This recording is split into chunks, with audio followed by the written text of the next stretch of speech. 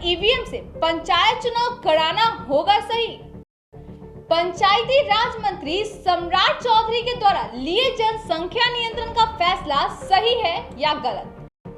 किसी भी उम्मीदवार को सरकारी भवन या उसके परिसर का उपयोग चुनाव प्रचार करने के लिए क्यों नहीं दी गई है अनुमति?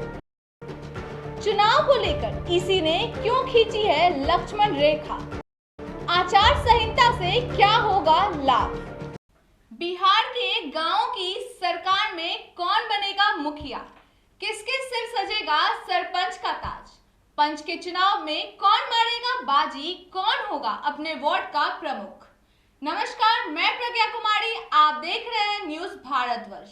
हम सभी जानते हैं कि इस बार बिहार राज्य में बिहार पंचायत चुनाव कोरोना के बीच करवाया जा रहा है। आपको बता दें कि उत्तर प्रदेश के बाद बिहार में पंचायत चुनाव की तैयारियां शुरू हो गई है। वहीं बिहार पंचायत चुनाव में यह तय हो गया है कि अब मल्टी पोस्ट नहीं बल्कि सिंगल पोस्ट ईवीएम से चुनाव कराया जाएगा। बिहार में पंचायत चुनाव की तारीखें भी सामने आ गई हैं, जिसमें मुख्यमंत्री नीतीश कुमार के कैबिनेट के द्वारा 11 चरणों में चुनाव की मंजूरी दी गई है। इसकी अधिसूचना 24 अगस्त को जारी कर दी गई है। वहीं दूसरी तरफ पंचायत चुनाव को लेकर पिछले वर्ष को देखते हुए कुछ नए नियम भी बनाए गए हैं। तो आज हमारे साथ हमारे स्टूडियो में जुड़ी हैं हमारी कलीग ऋतिका। आज हम इनसे जानेंगे कि इस बार जो पंचायत चुनाव को लेकर नियम में परिवर्तन या नए नियम बनाए गए हैं उसको लेकर वो क्या सोचती हैं या उनका क्या विचार है। तो ऋतिका, हमारा आपसे पहला सवाल यह है कि जैसा कि हम सभी जानते हैं कि इस बार निर्वाचन आयोग चाहती है कि पंचायत चुनाव ईवीएम से कराया जाए, तो इस पे आप क्या सोचती हैं? यह नया कदम इस चुनाव के लिए कितना सही होगा? जी शुक्रिया प्रज्ञा। जैसा कि हम देख रहे हैं, इस बार पंचायत चुनाव के दौरान बिहार में पहली बार ईवीएम मशीन का इस्तेमाल होने जा रहा है। राज्य निर्वाचन आयोग के मुताबिक त्रिस्तरीय पंचायत चुनाव में 6 पदों मुखिया, पंच, सरपंच, वार्ड सदस्य, पंचायत समिति सदस्य और जिला परिषद सदस्य के लिए मतदान में इस बार ईवीएम के अलावा बैलेट बॉक्स का भी इस्तेमाल होगा। तो प्रज्ञा, मेरे मुताबिक ये एक अच्छी पहल है। इस बार चुनाव बिना जालसाजी और निष्पक्ष तरीके से ईवीएम की मदद से पूर्ण हो पाएगा। इसके अतिरिक्त मतगणना के बाद ईवीएम से चिप निकालकर सुरक्षित रखने और ईवीएम को दूसरे जिला को स्थानांतरित करने की व्यवस्था को लेकर भी बात चल रही है। तो ऋतिका, हम अपने अगले सवाल की ओर बढ़ते हैं और हमारा आपसे अगला सवाल यह है कि पंचायती राज मंत्री सम्राट चौधरी ने यह स्पष्ट कर दिया है कि सरकार जनसंख्या नियंत्रण को लेकर काफी गंभीर है और इसको नजर में रखते हुए एक नियम बनाया गया है कि बिहार में 2 से अधिक बच्चे वाले पंचायत चुनाव नहीं लड़ सकेंगे। तो आपके नजर में यह कितना सही है या कितना गलत? जी प्रज्ञा, पंचायती राज मंत्री सम्राट चौधरी ने स्पष्ट कर दिया है कि सरकार जनसंख्या नियंत्रण को लेकर गंभीर है। पंचायती राज मंत्री की माने तो जनता को जागरूक करने के मकसद से पंचायत जनप्रतिनिधियों से दूसरा कोई बेहतर माध्यम नहीं हो सकता है। वहीं जब पंचायत, गौरतलब है कि बिहार में 2021 में होने जा रहे पंचायत चुनाव में 2 या उससे कम बच्चे वाले भी पंचायत चुनाव लड़ सकेंगे।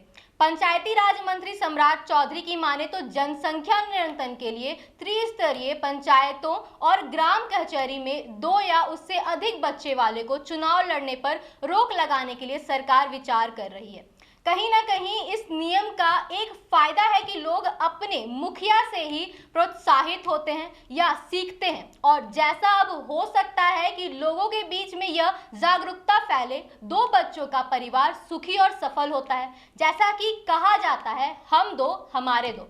और दूसरी तरफ हम देख सकते हैं कि इसका नकारात्मक रूप यह होगा कि जो लोग इस नियम के लागू होने के पहले के हैं, उनके हाथों से यह मौका निकलता दिख रहा है। जी ऋतिका, आपने बिल्कुल सही कहा है।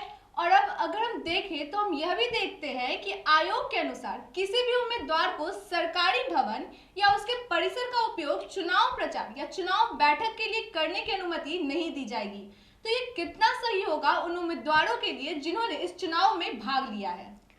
जी प्रज्ञा, आयोग के अनुसार किसी भी उम्मीदवार को सरकारी भवन या उसके परिसर का उपयोग चुनाव प्रचार या चुनाव बैठक के लिए करने की अनुमति नहीं दी जाएगी।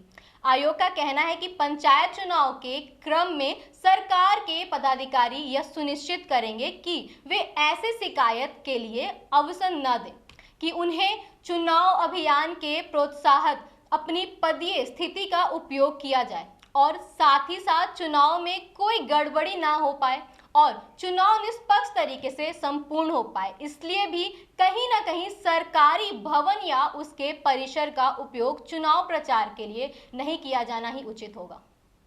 रितिका, जैसा कि आपने बताया कि चुनाव निष्पक्ष तरीके से लिए जाने का सरकार के द्वारा प्रयास किया जा रहा है, तो इस बार चुनाव को लेकर ईसी के द्वारा एक लक्ष्मण रेखा भी खींची गई है, जिसमें कहा गया है कि प्रत्याशी इस बार मनमाना खर्च नहीं कर सकते हैं। तो आपको क्या लगता है, इस नए नियम के बनने से चुनाव पे क्या असर पड़ेगा?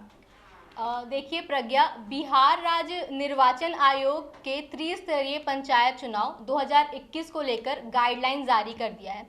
इस गाइडलाइन में उम्मीदवारों के लिए चुनावी खर्च का डिटेल में ब्यौरा दिया गया है। इसके तहत सबसे अधिक खर्च जिला परिषद सदस्य के चुनाव लड़ने वाले उम्मीदवार कर सकते हैं।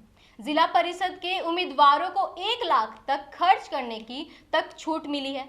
वहीं मुखिया और सरपंच को 40,000, पंचायत समिति सदस्य को 30,000, ग्राम पंचायत सदस्य और पंच को 20,000 तक खर्च करने की अधिकतम सीमा तय की गई है। इस बार इस गाइडलाइन में उम्मीदवारों के लिए चुनावी खर्च का डिटेल में ब्यौरा भी दिया गया है। इसके तहत सबसे अधिक खर्च जिला परिषद सदस्य के चुनाव लड़ने वाले उम्मीदवार कर सकते हैं और इसकी सहायता से वैसे प्रत्याशी जो वोटरों को खरीदते हैं वो ऐसा नहीं कर पाएंगे, क्योंकि उनके पास इस बार खर्च करने के लिए ज़्यादा पैसे नहीं होंगे और उनके पास चुनाव का प्रचार करने के लिए मूल राशि भी उपलब्ध नहीं होगी, ताकि वो मनचाहे तरीके से पैसे खर्च नहीं कर पाएंगे और बिना कोई लालच के निष्पक्ष तरीके से चुनाव हो पाएगा।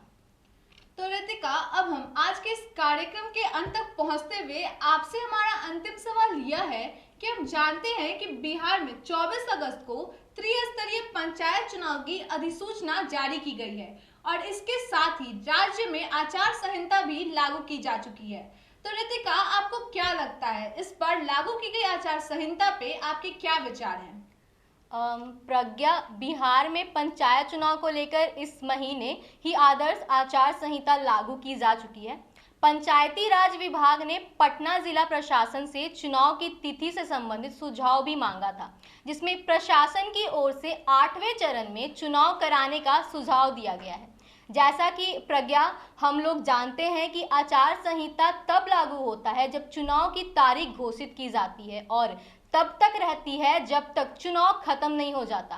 तो जहां तक कि अब यह लागू कर दिया गया है, तो अब जो प्रत्याशी हैं वो आगे कोई चुनाव प्रचार नहीं कर पाएंगे। इस संबंध में जो वोटर्स होंगे वह अपने प्रत्याशी को बिना दबाव के चुन पाएंगे, क्योंकि उन्हें अब अपने सही प्रत्याशी को सोच समझकर चुनने का वक्त मिल पाएगा। जी रितिका, आपने बिल्कुल सही कहा। अब आगे देखने वाली बात यह होगी कि इस बार का बिहार पंचायत चुनाव जो नए नियमों के बीच कराया जा रहा है, यह बिहार और प्रत्याशियों के लिए कितना कारगर साबित होता है। और हम अपने दर्शकों से भी उम्मीद करते हैं कि आप रितिका के दिए जवाब से संतुष्ट होंगे और साथ ही साथ आपको इस बार के बिहार पंचायत चुनाव से जुड़े नियम की भी जानकारी से अवगत हुए होंगे। इसी तरह हम आपके सामने फिर आएंगे एक नए मुद्दे के साथ। तब तक बने रहें न्यूज़ भारतवर्ष के साथ। मैं प्रज्ञा, पटना।